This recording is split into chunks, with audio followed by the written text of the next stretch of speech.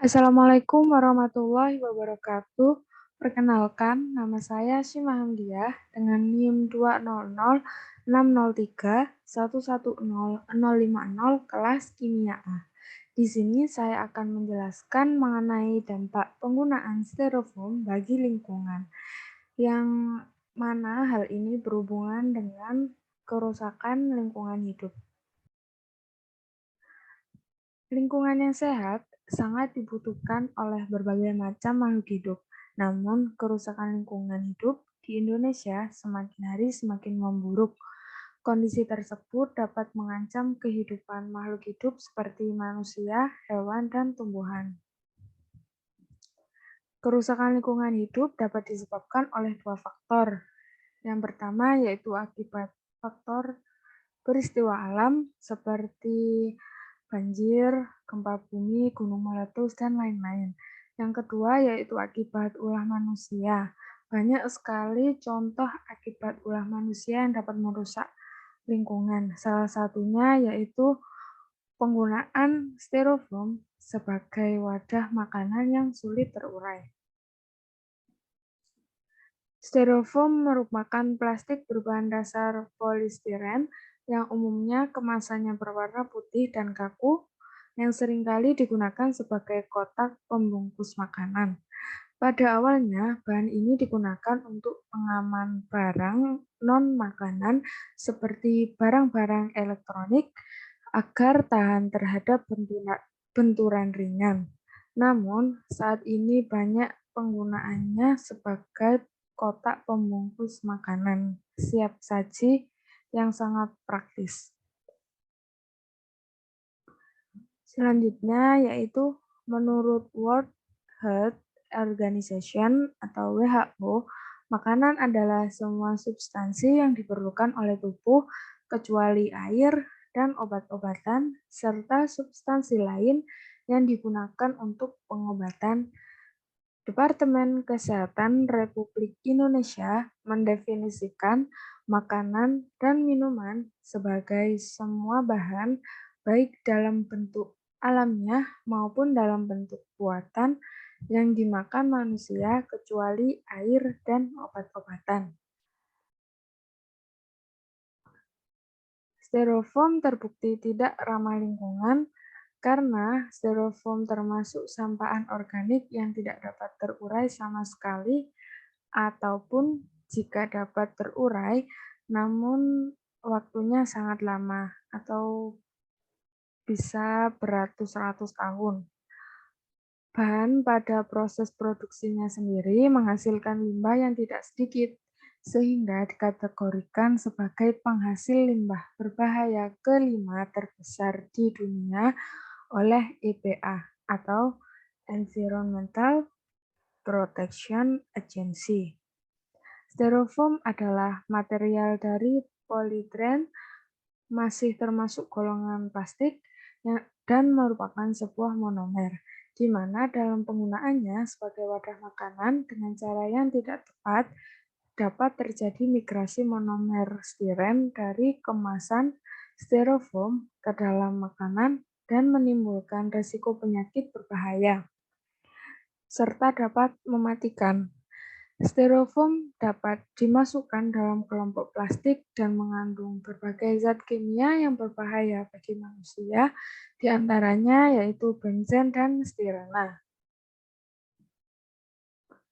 Bahaya monomer stirena terhadap kesehatan setelah terpapar dalam jangka waktu yang panjang, yaitu dapat menyebabkan rasa sakit kepala, kemudian menyebabkan rasa letih, kemudian juga dapat menyebabkan depresi, anemia, serta resiko kanker akan meningkat. Zat plasticizer atau bahan dasar dari styrofoam adalah bahan yang tidak dapat menguap, yang ditambah ke dalam pembuatan plastik, lalu akan berpengaruh terhadap sifat plastik tersebut yang terbentuk karena akan mengurangi sifat-sifat ikatan yang sangat kuat yang mengikat atom-atom pembentuk stirena tersebut dan menurunkan ikatan-ikatan kuat. Selain bahan-bahan penyusun styrofoam yang telah disebutkan, Styrofoam juga mengandung zat kimia berbahaya lainnya, yaitu butil hidroksi toluena dan CFC. Nah, alasan orang-orang banyak menggunakan styrofoam dibanding wadah ramah lingkungan seperti Tupperware karena styrofoam dianggap lebih praktis dan tidak perlu membawa wadah yang sudah kosong bekas makanan atau minuman, serta dapat langsung membuangnya ketika telah digunakan. Selain itu, styrofoam juga dapat menahan panas pada makanan dalam jangka waktu yang lebih lama. Namun, di balik kelebihan tersebut, tersimpan banyak kerugian dalam penggunaan styrofoam. Karena wadah ini bersifat karsinogenik atau beracun, khususnya pada makanan berkuah atau air minum yang memiliki suhu tinggi atau panas, serta sangat berdampak buruk pada lingkungan sekitar. Di sini terdapat berbagai macam dampak lingkungan dalam penggunaan styrofoam. Yang pertama yaitu pencemaran tanah.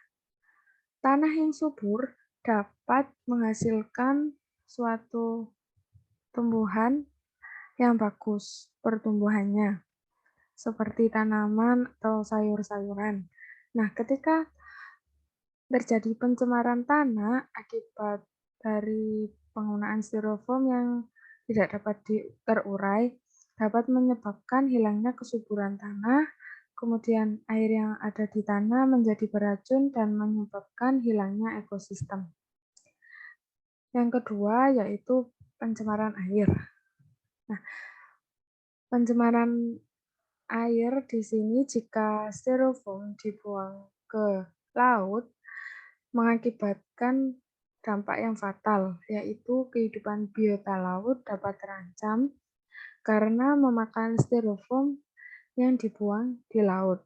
Kemudian, ikan yang ada di laut tersebut dimakan oleh manusia dan manusia menjadi terganggu kesehatannya akibat memakan makanan yang kurang sehat atau mengandung racun. Yang ketiga yaitu efek rumah kaca. Di sini styrofoam masih menggunakan klorofluorokarbon atau CFC yang dapat merusak lapisan ozon di bumi dan berakibat suhu di bumi menjadi lebih panas. Yang keempat yaitu styrofoam menghasilkan limbah yang sangat berbahaya karena styrofoam di sini tidak bisa didaur ulang. Cara mendaur ulangnya atau cara memusnahkannya yaitu perlu dibakar menggunakan teknologi standar agar emisinya tidak merusak lingkungan.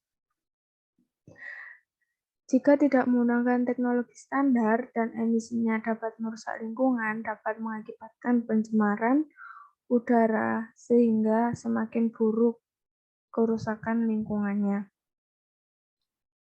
Selanjutnya yaitu cara menanggulangi limbah dari styrofoam atau cara meminimalisirnya.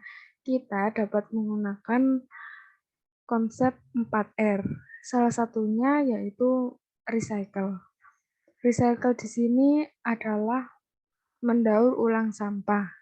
Bagaimana cara mendaur ulang styrofoam? Caranya yaitu styrofoam pertama-tama dibersihkan terlebih dahulu, kemudian styrofoam yang sudah tidak terpakai dapat dijadikan suatu karya seni yang menjual seperti patung, diorama, properti, miniatur, hiasan, dan lain-lain. Kemudian selanjutnya yaitu kita dapat membawa atau menggunakan wadah pribadi.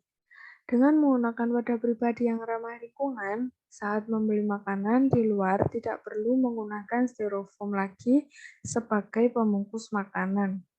Dengan hal ini kita dapat meminimalisir limbah styrofoam.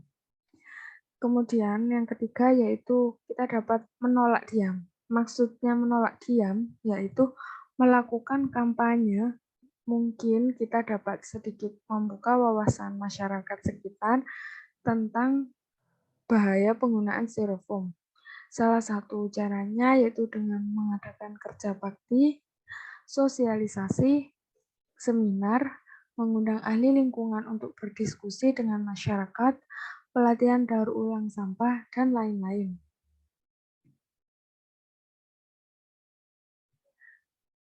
Kesimpulan dari pembahasan ini yaitu wadah styrofoam banyak digunakan sebagai wadah makanan dikarenakan kepraktisan pemakaian yang bisa langsung dibuang. Akan tetapi di balik kepraktisannya tersebut mengandung zat karsinogenik atau beracun jika digunakan berlebihan serta dapat menyebabkan kerusakan pada lingkungan.